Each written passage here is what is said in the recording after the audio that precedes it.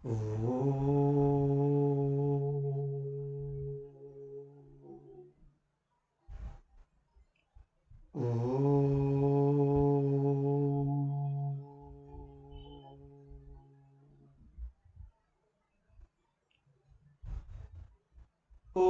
సహనావవతు సహనౌ భునక్తు సహ వీర్యం కరవావహై తేజస్వినావధీతమస్తు మా విద్విషావహై. ఓం శాంతి శాంతి శాంతి. ఓం గురుర్బ్రహ్మా గురుర్విష్ణుః గురుర్దేవో మహేశ్వరః గురురేవ పరం బ్రహ్మ తస్మై శ్రీ గురవే నమః. ఓం భద్రం కర్ణేభిః శృణుయామ దేవాః భద్రం పశ్యేమాక్షభిర్యజత్రాః స్థిరైరంగైస్తుష్టువాంసస్తనూభిः వ్యశేమ దేవహితం యదాయుః. స్వస్తి న ఇంద్రో వృద్ధశ్రవాः స్వస్తి నః పూషా విశ్వవేదాः స్వస్తి నస్తార్క్ష్యో అరిష్టనేమిః స్వస్తి నో బృహస్పతిర్దదాతు. ఓం శాంతి శాంతి శాంతి. ఇక్కడ రెండవ మంత్రం అని ఇచ్చింది, చూసుకోండి. తస్మై సహోవాచ పితామహశ్చ శ్రద్ధా భక్తి ధ్యాన యోగాదవైః.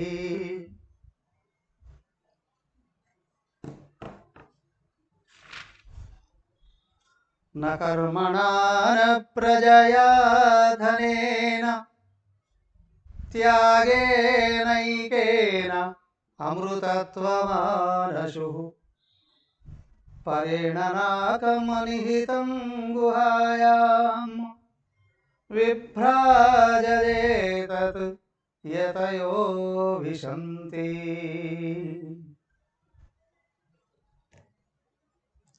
అయ్యా, బ్రహ్మ విద్యని అధ్యయనం చేయించు అయ్యా.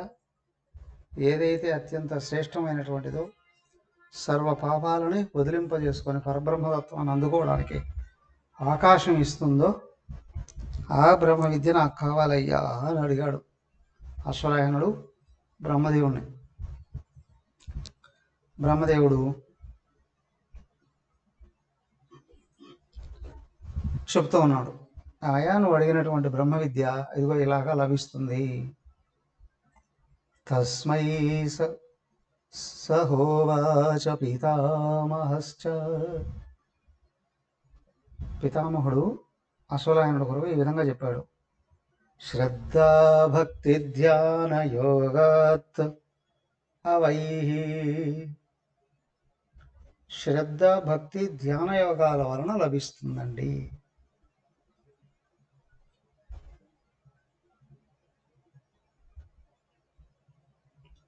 శ్రద్ధ భక్తి ధ్యాన యోగాలు. శ్రద్ధ సాత్విక శ్రద్ధ, మోక్షమే కావాలి అనే కోరిక. భక్తి, నేను ఆయననే అయ్యున్నాను అనే దాని మీద ప్రేమ, తాదాత్మ్యం. ధ్యానం, అన్యత్వ భావం అనేది రాకుండా ఆలోచనని ఆపివేయగలడం.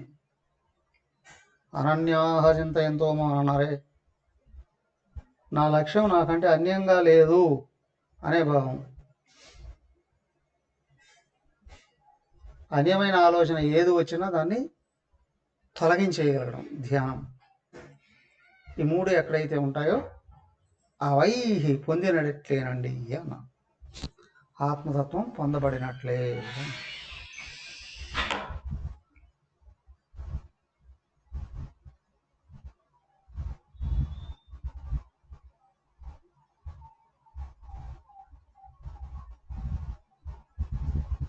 ఆ వీడియో స్ట్రక్ అయిపోయింది కదా, కనిపించట్లేదు అసలే.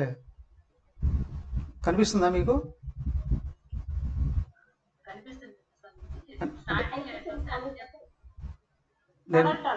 అదే అదే స్ట్రక్ అయిపోయింది, నేను మాట్లాడుతున్నట్టు కనిపించట్లేదు. ఇది ఈ జూమ్లో సరిగా రావన్నట్టు ఉంది. మనం మళ్ళీ ఆ గూగుల్ మీట్కి వెళ్ళిపోవడమే బెటర్ ఏమో. ఈరోజు క్లాస్ ముగించి రేపు చూద్దాము. రేపటి నుండి గూగుల్ మీటే పెట్టుకుందాం. సరే,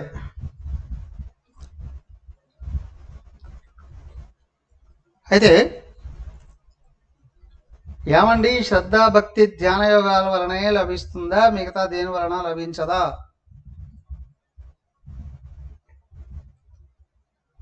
అని ఎవరైనా సందేహాన్ని కానీ తీస్తే ఇదిగో అంటున్నాడు, నా కర్మణ. అయ్యా, నువ్వు చేసే కర్మల ఫలం కాదు ఆత్మతత్వం. కర్మ చేసేది పరిమితమైనటువంటి ఇంద్రియాలు. ఆకారంలో కానీ కాలంలో కానీ ఇంద్రియాలు పరిమితమైనటువంటివే. ఒక కాలం నుండి ఒక కాలం వరకే పనిచేస్తాయి, ఉంటాయి. తర్వాత అస్తిత్వాన్ని కూడా కోల్పోతాయి. అది కూడా కాలాన్ని బట్టి ఉదయం ఒక విధంగా ఉంటాయి, మధ్యాహ్నం ఒక విధంగా ఉంటాయి, సాయంత్రం ఒక విధంగా ఉంటాయి, రాత్రి ఒక విధంగా. పైగా ఇవి జడమైనటువంటి, అయినప్పటికీ కూడా ఇంద్రియాలని బహిర్ముఖంగా చూసేటువంటివి.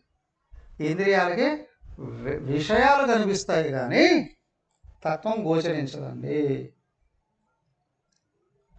కాబట్టి ఇది ఇంద్రియ గోచరం అయినటువంటిది కాదు. కాబట్టి శరీరేంద్రియ మనోబుద్ధులు పరిమితమైనవి, జడమైనవి. వీటి చేత చేయబడేటువంటి వ్యవహారాలు పరిమితమైనవి. వాటి వల్ల వచ్చేటువంటి ఫలాలు కూడా పరిమితమైనటువంటివి. ఇదంతా కూడా ప్రపంచంలో భాగమే, కానీ పరమాత్మ ప్రపంచానికి అతీతమైనటువంటిది. కాబట్టి దాన్ని తెలుసుకోవాలి అని అంటే ఆత్మకు తప్ప దేనికి లభించదండి. పరమాత్మ మాత్రమే లభిస్తుంది. మరి మేము తెలుసుకునేది ఎట్లా? నువ్వు ఆయన అయితేనే ఇది కనుక్కోవడానికి అవకాశం.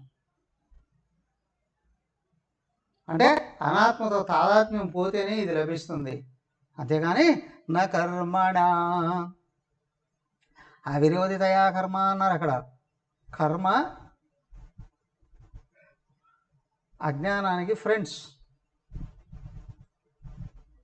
పైగా ఆ రమణ మహర్షుల వారు అక్కడ చెప్పారు ఏమని,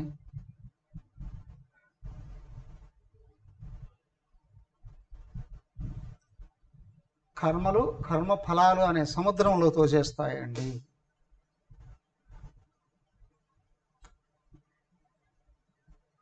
ఈశావాస్య ఉపనిషత్తులోనూ చెప్పారు, అంధం తమః ప్రవిశంతి ఏ విద్యాముపాసతే తతో భూయ యువతే తమో యౌ విద్యాయాగం రతాః. అయ్యా, అవిద్య అని చెప్పబడేటువంటి కర్మలు వ్యక్తికి అహంకారాన్ని పెంచుతాయి కానీ తెంచలేవు. దానికే మరి వీటి వలన లాభం ఏంటండి అంటే అక్కడ అన్యదేవాహుర విద్యయ అన్యదాహుర విద్యయ అన్నారు. కర్మ నిష్కామంగా చేసినప్పుడు అజ్ఞానం కరిగిపోవడానికి అవకాశం ఉంటుంది. కర్మ దైవం కోసం చేస్తే, దేవుణ్ణి అందుకోవాలని చేస్తే తాదాత్మ్యం వదిలిస్తుంది. కానీ కర్మ ఫలాల కోసం చేసామనుకోండి, నేను చేసే ఈ కర్మ వలన ఏదో పొందాలి అని కానీ చేసావా, అందరూ చేస్తారు డబ్బుల కోసం, లేదా అన్నీ స్థిర సంపద ఏదో సంపదల కోసం, ఇంకొంతమంది అధికారాల కోసం చేస్తారు.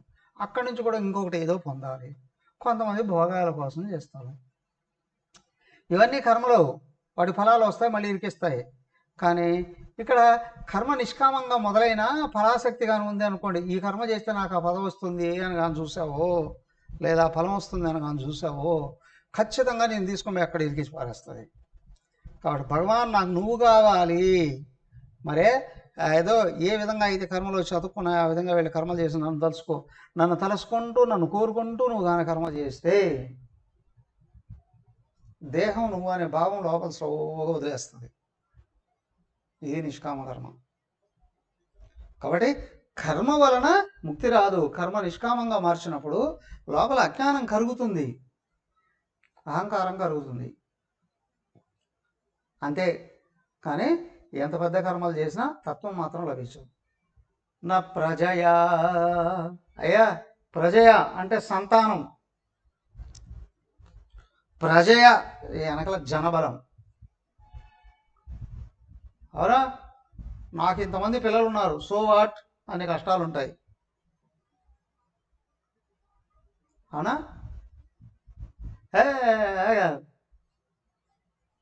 రామచంద్ర నాకింత గొప్ప పిల్లలు ఉన్నారు, సో వాట్, ఆ శరీరం ఈ శరీరం అజ్ఞానమే, జడమే. కాబట్టి పిల్లల వలన ఇక్కడ ముక్తి రాదు. అక్కడ అన్నారు కదా అండి, పుత్రుడు పున్నామ నరకం నుండి బయటపడేస్తాడు అని. నిజమేనా? పుత్రుని తలుసుకుంటే కష్టాలు అనిపిస్తున్నాయా, బాధలు అనిపిస్తున్నాయా, బంధాలు అనిపిస్తున్నాయా, లేదా ముక్తి అనిపిస్తుందా? నీ పుత్రుడిని తెలుసుకున్నప్పుడు ప్రపంచం లేదనిపిస్తుందా? ప్రపంచంలో కావాల్సినటువంటి పొందలేదని అనిపిస్తుందా? లేదండి, నా పుత్రుడు నాకు కావాల్సినటువంటి తెచ్చి పెడతాడు. సరే, కానీ ఇప్పుడు నువ్వు ఈ దేహం అనే విషయాన్ని బయటపడవేసే అవకాశాలు ఏమైనా కనిపిస్తున్నాయా? ఏమి లేదు. నువ్వు ఎటు పక్క నుండి చూసినా నెగిటివ్ అయినా, ఒక్కొక్కసారి నెగిటివే వచ్చి ఈ సంసారం వద్దు అని అనిపించి దైవం వైపునే తిప్పిస్తుందేమో, కానీ సంసారంలో అనుకూలత సంసారం నుండి బయటపడవే లేదు.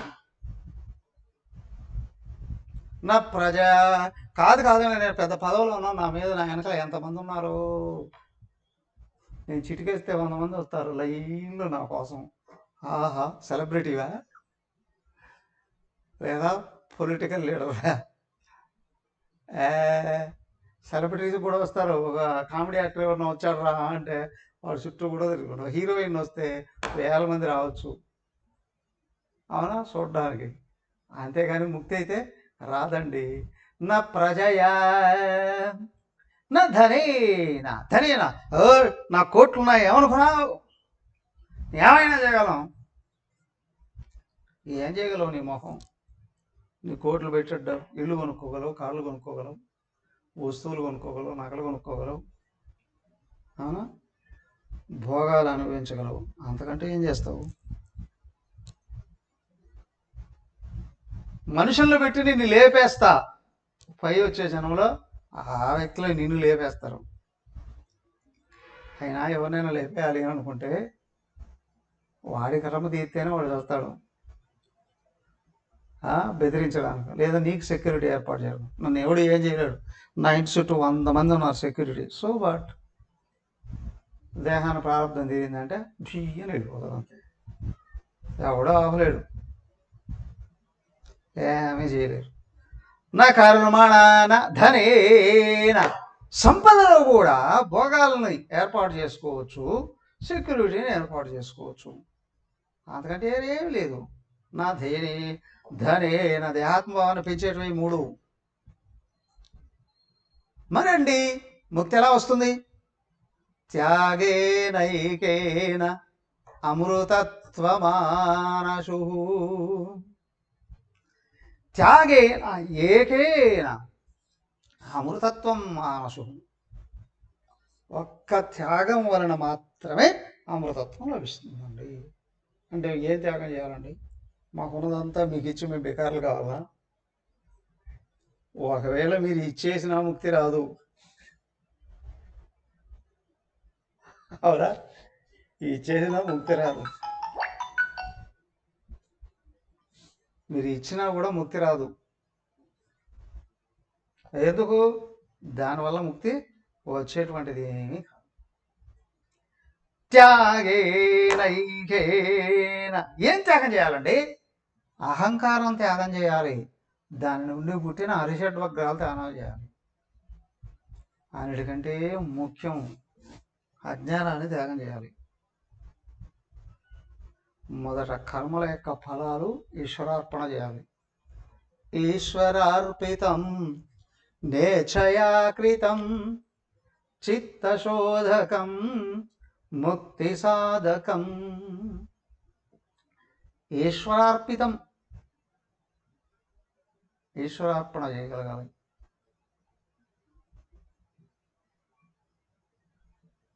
అదే నిష్కామ కర్మ అన్నారు.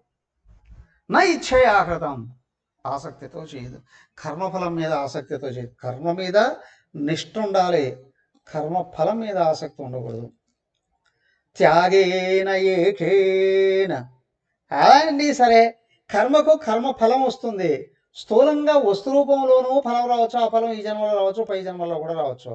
అంతేకాదు కర్మలు చేసే కొద్దీ ఏంటి, కర్మ రంగంతో, చుట్టూ ఉన్న వ్యక్తులతో, ఆ కర్మల వల్ల అన్నిటితో కూడా తాదాత్మ్యాలు వస్తాయి.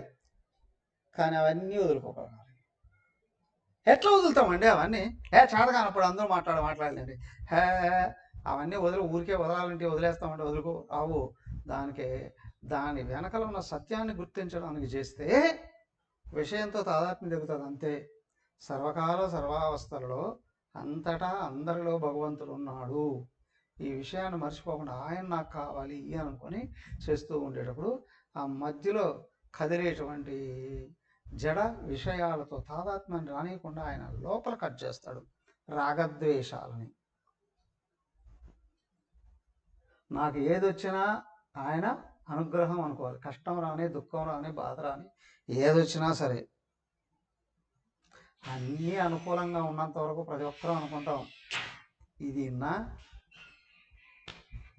గొప్పతనం అండి అని. అనుకూలంగా ఉన్నంత వరకు అనుకుంటాం.